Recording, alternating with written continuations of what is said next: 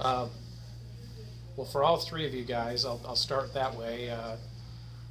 That was quite a final 2 minutes. I mean, running the emotions both ways, and just what was going through all three of your guys' heads as this game kind of ebbed and flowed one way or the other. It was pretty crazy. Yeah, I mean, after the 2-point conversion that they had gone up on us, I knew that, the defense had been carrying me all game, so I knew I had to go make a play for them. After we scored, felt sick after that touchdown to that they had scored. But, defense, bend, don't break. That's one of their mottos, and they did it. I just felt like I was confident. I was confident in the D. I was confident in the O. I just believed in us. We just had to go out there and get the job done. I just felt like we just can't lose. Like we put a lot of hard work in during the week, and we got to make sure it pay off and don't ever give up till the score says. To the clock says 0-0.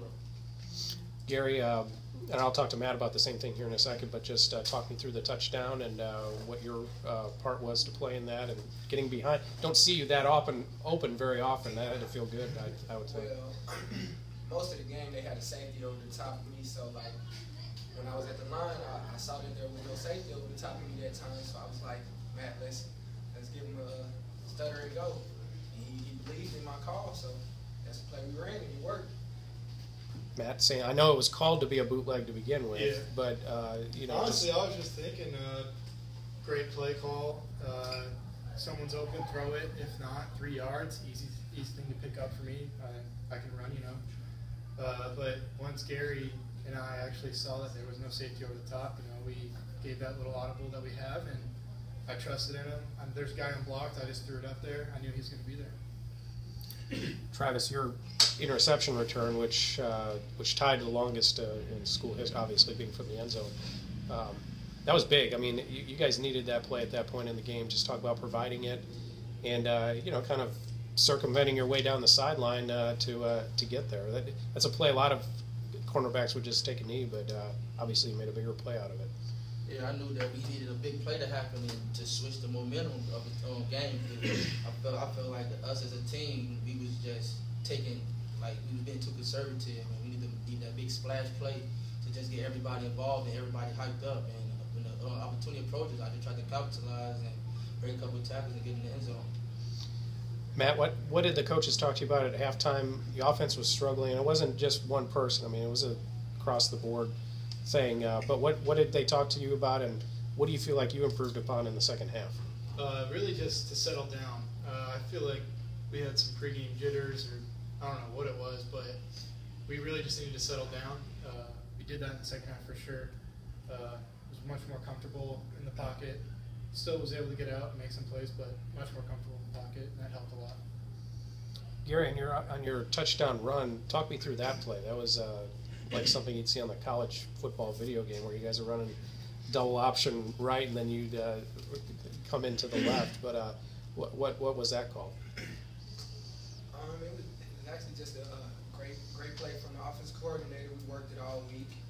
We schemed it, and we felt like we would have success on that play, and they played right into our hands, and it worked.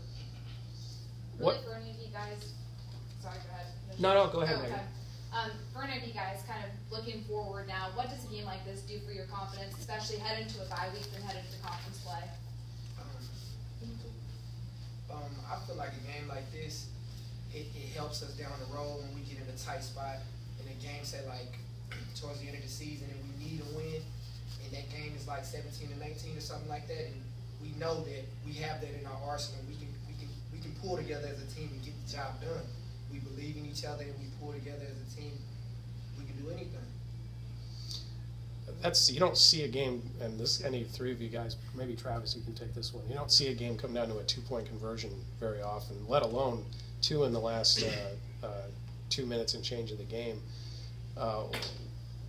Travis, especially for you, what's obviously to make a play at that point is paramount, but how do you gather yourself after they score on the, with no time on the clock and, get it out of your head and make a new play to win the game?